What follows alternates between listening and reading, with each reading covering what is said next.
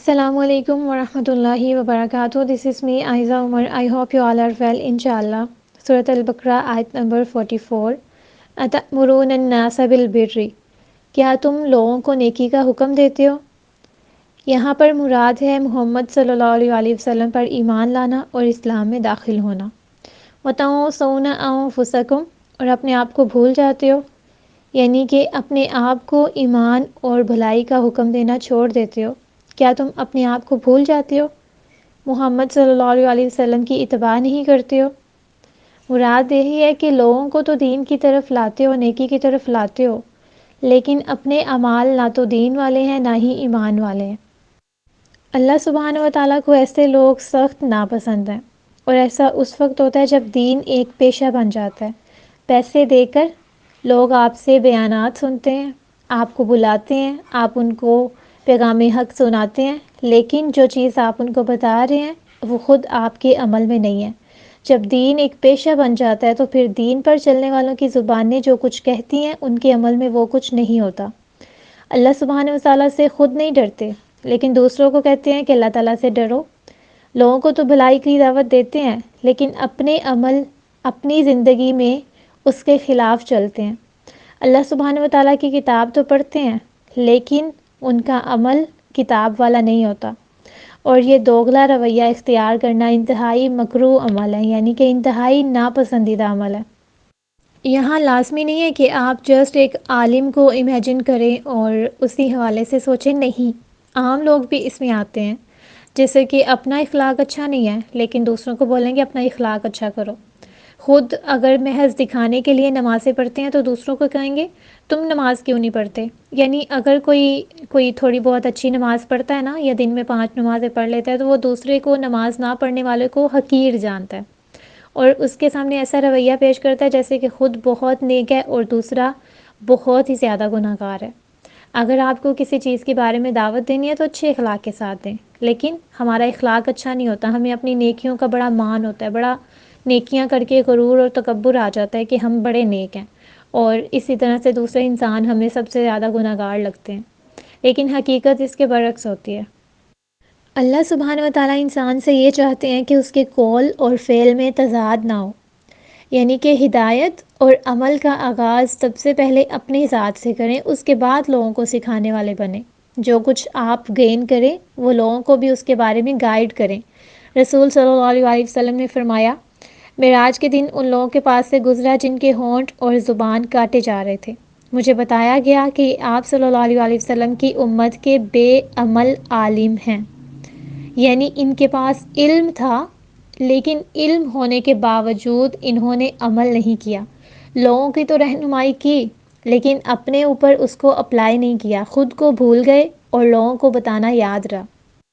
یہ ابو داؤد کی روایت تھی. اسی طرح بخاری کی ایک روایت میں آتا ہے کہ قیامت کے دن ایک آدمی کو آگ میں ڈالا جائے گا، اس کی آنتیں باہر نکل آئیں گی اور انہیں لے کر ایسے گھوما جائے گا جیسے گدھا چکی میں گھومتا ہے. اس کے گرد جہنمی جمع ہو جائیں گے اور کہیں گے اے فلاں، تجھے کیا ہوا؟ کیا تو نیکی کا حکم نہیں دیتا تھا اور برائی سے نہیں روکتا تھا؟ تو وہ کہے گا ہاں یقیناً، لیکن میں لوگوں کو تو نیکی کا حکم دیتا تھا، خود کو نہیں دیتا تھا. یعنی خود وہ عمل نہیں کرتا تھا جن کے بارے میں لوگوں کو گائیڈنس دیتا تھا. اللہ سبحانہ و تعالیٰ کو عمل سے خالی اور زبان کے رسیلے لوگ پسند نہیں ہیں. اسی لیے تو فرمایا یا ایھا الذین آمنوا لم تقولون ما لا تفعلون، اے ایمان والو دوسروں سے وہ نہیں کہو جو تم خود نہیں کرتے ہو. لیکن اس آیت سے یہ مراد بھی نہیں ہے کہ اگر آپ کوئی عمل نہیں کر رہے تو اس کے بارے میں لوگوں کو گائیڈ نہیں کر سکتے. نہیں، ایسا نہیں ہے، بلکہ یہ کہا جا رہا ہے کہ جو لوگوں کو گائیڈ کر رہے ہو وہ خود بھی اپلائی کرنا ہے. بہت سارے لوگ نیکی کے بارے میں اس لیے نہیں بتاتے کہ وہ یہ سمجھتے ہیں کہ ہم خود کوئی بہت نیک نہیں ہیں. ٹھیک ہے، تو اللہ سبحانہ و تعالیٰ کو یہ عمل بھی پسند نہیں ہے کہ نہ خود کچھ کرو نہ لوگوں کو کرنے دو.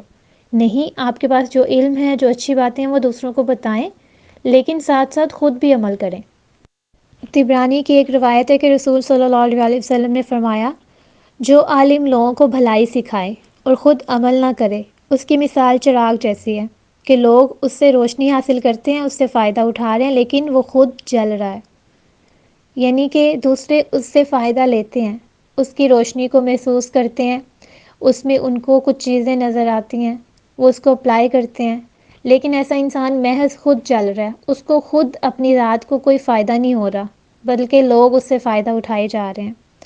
اسی طرح احوص بن حکیم اپنے باپ سے روایت کرتے ہیں کہ رسول صلی اللہ علیہ وسلم نے فرمایا، آگاہ رہو کہ سب سے بدتر علماء بے عمل ہیں۔ بے عملی کا جو رویہ ہوتا ہے نا، اس کی اپنی ذات پر ہی برا اثر پڑتا ہے، اس انسان کے الفاظ کھوکھلے ہو جاتے ہیں، اللہ تعالیٰ کے عذاب کا مستحق ٹھہرتا ہے ایسا انسان، معاشرے میں انسان کی بات کا کوئی اثر نہیں رہتا، لوگ دائی کے دوہرے رویے کو دیکھ کر خود بھی عمل کرنا چھوڑ دیتے ہیں، یعنی ایسا انسان دوسروں کے لیے بھی بے عمل بنانے کا باعث بنتا ہے، اس کی دعوت مشکوک ہو جاتی ہے، دعوت دینے والے مشکوک ہو جاتے ہیں، لوگوں کے دلوں سے ایمان کی روشنی ختم ہو جاتی ہے، لوگوں کو لگتا ہے کہ دین صرف اسی چیز کا نام ہے، دوغلے پن کا نام، اسی وجہ سے بہت سارے لوگ دین سے متنفر ہوتے ہیں، جیسے مولویوں کے بارے میں کتنے جوکس آپ کو مل جاتے ہیں، کس وجہ سے؟ محض اسی لیے کہ ان کے رویے دوغلے ہوتے ہیں، اور ایسے کچھ لوگوں کی وجہ سے وہ لوگ جو کہ باعمل ہیں،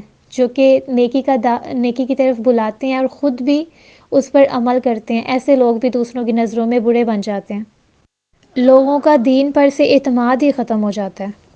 وَأَنْتُمْ تَتْلُونَ الْكِتَابَ، اور تم قرآن کی تلاوت کرتے ہو، یعنی کہ تلاوت کرنے سے مراد یہ نہیں ہے کہ محض قرآن کو پڑھ لینا، تلاوت کرنے سے مراد یہ ہے کہ قرآن کو سمجھ کر پڑھنا، اور یہ وہ لوگ ہیں جن کو قرآن کی سمجھ آتی ہے، یعنی ان کو پتہ چلتا ہے کہ قرآن کیا کہہ رہا ہے، کہ قرآن کو اچھے طریقے سے سمجھنے والے لوگ ہیں، لیکن اس کے باوجود ان کو ان کے علم نے کوئی فائدہ نہیں دیا۔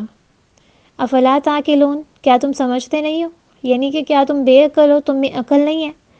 عقل کو اس لیے عقل کہا جاتا ہے کیونکہ اس کے ذریعے سے فائدہ مند چیز اور بھلائی کا شعور حاصل کیا جاتا ہے، اس کے ذریعے سے اس چیز سے بچا جاتا ہے جو کہ غیر ضروری ہے، جس کا کوئی فائدہ نہیں ہے، اس لیے کہ عقل انسان کو اس بات پر آمادہ کرتی ہے کہ جو چیز کرنے کا وہ لوگوں کو حکم دے، سب سے پہلے خود اس پر عمل کرے، اور جس چیز سے روکتا ہے سب سے پہلے خود اس چیز کو چھوڑے۔ جو کوئی کسی کو بھلائی کا حکم دیتا ہے تو خود اس پر عمل کرے، اور اگر وہ کسی برائی سے روکتا ہے تو سب سے پہلے خود اس برائی کو چھوڑے، تو پھر ہی انسان میں اور انسانوں میں، معاشرے میں جہالت ختم ہوگی۔ دوسروں کو گائیڈ کر دیا لیکن اپنے بارے میں آئی تو پھر کوئی حجت قائم ہو جائے گی، یعنی کوئی بہانہ بن جائے گا، لیکن اس کا یہ مطلب بالکل بھی نہیں ہے کہ آپ جو کر نہیں رہے، آپ کے پاس اس چیز کا علم ہے تو لوگوں کو نہیں بتانا، لوگوں کو بتانا ہے، ہر صورت بتانا ہے، لیکن ساتھ ساتھ خود بھی اپنا عمل اس چیز کے بارے میں پختہ کرنا ہے، اللہ سبحانہ و تعالیٰ سے اپنی ہدایت کی دعا پہلے کرنی ہے، اس کے بعد جب آپ کو ہدایت ملے گی، توفیق ملے گی تو آپ اپنے عمل کو اچھا کریں گے اور ساتھ ساتھ دوسروں کو بھی گائیڈ کریں گے۔ جو بھی انسان قرآن کا علم لے رہا ہے، چاہے وہ پراپر کوئی کورس کر رہا ہے، چاہے پراپر کہیں جا کے پڑھ رہا ہے، اگر اس تک ایک آیت بھی پہنچ رہی ہے نا کسی بھی طرح سے، تو اسے چاہیے کہ اس کا رویہ بدلے، کیونکہ جن کے دلوں میں ایمان ہوتا ہے ان کے رویے بدل جاتے ہیں، تو ایسا انسان بننا ہے کہ جو اللہ تعالیٰ کی رضا اور اس کے حکم کے آگے جھکا ہوا ہو، جو ہر وہ کام کرنا چاہے جسے اللہ سبحانہ و تعالیٰ نے کرنے کا حکم دیا ہے، اور ہر اس کام سے بچے جو کہ اللہ سبحانہ و تعالیٰ نے بچنے کا حکم دیا ہے۔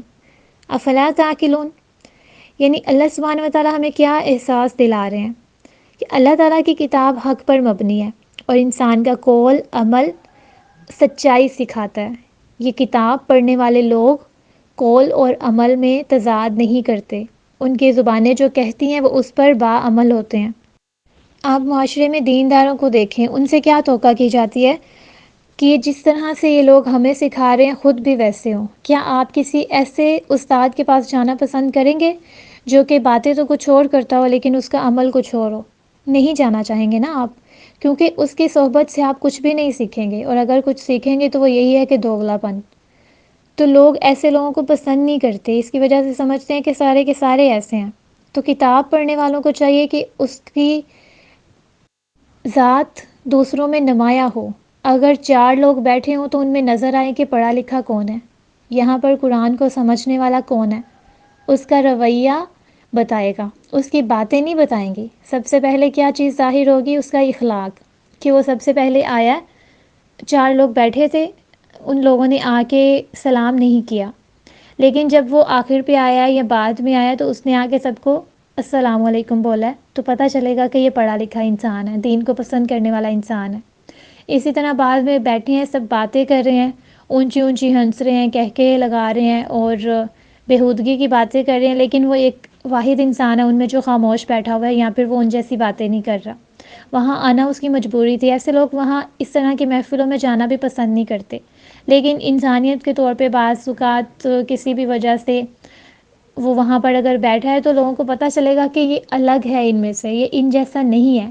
تو کتاب پڑھنے والوں کے رویے، دین پر چلنے والوں کے رویے، اللہ سبحانہ وتعالیٰ کی ماننے والوں کے رویے سب جیسے نہیں ہوتے، وہ دوسروں میں ہمیشہ نمایاں ہوتے ہیں، یونیک ہوتے ہیں۔